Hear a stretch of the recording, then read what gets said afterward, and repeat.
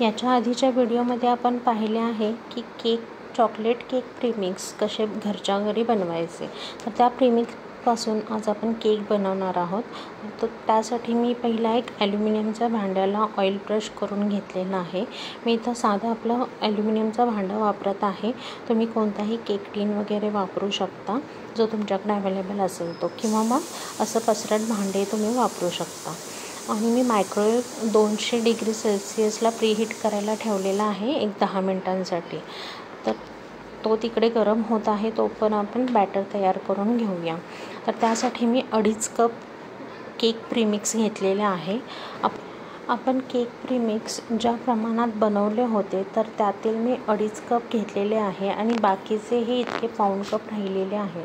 तर जे पाऊण कप राहिलेले ते आपण एका एअरटाईट कंटेनरमध्ये बंद करून ठेवू शकतो। त्याचा वापर आपण कशासाठी करायचा याचाही मी एक व्हिडिओ नक्की बनवेन, तर तो तुम्ही नक्की पहा। तर आता आपण केक बनवत आहोत, ते प्रीमिक्स आपण राहिलेले ठेवून दिलेलं आहे आणि इथे मी 2.5 कप प्रीमिक्स घेतलेला आहे। त्यासाठी मी अर्धा कप ऑइल घेतलेला आहे। तर इथं आपल्याला ऑइल हे सोयाबीनचं ऑइल वापरायचं आहे, कारण त्याला कोणताही फ्लेवर्ड येत नाही, त्यामुळे इथं तुम्ही सोया ऑइल वापरू शकता। त्याचबरोबर इथं मी 1 चमचा व्हॅनिला इसेन्स घेतलेला आहे। इसेन्स तुम्ही कोणत्याही ब्रँडचा घेऊ शकता। त्याचबरोबर थोडा मी अजून घालत आहे, म्हणजे थोडक्यात 1.25 चमचा मी हा व्हॅनिला इसेन्स घातलेला आहे। आता आपल्याला 1 कप मी पाणी घेतलेलं आहे, पण आपण लागेल तसं आपल्याला पाणी वापरायचं आहे। तर मी थोडे थोडे करत पाणी घालत आहे आणि आपलं बीटरनी मिक्स करत आहे। तर तुम्ही बघू शकता इथे सावकाश करायचं आहे, खूप अगदी फास्टही करायचा नाही आहे, नाहीतर मग केक आपला हा बसतो। आता माझं इतकं थोडंसं 1 चमचाभर पाणी राहिलेलं आहे, बाकी मी 1 कप पाणी वापरलेलं आहे। तर इतकी अशी आपल्याला कन्सिस्टन्सी हवी आहे। तुम्ही बघू शकता इथे मी कशी बनवलेली आहे। खूप आपल्याला पातळही करायचा नाही आहे, नाहीतर मग केक असा मध्ये कच्चा राहतो आणि बसतो।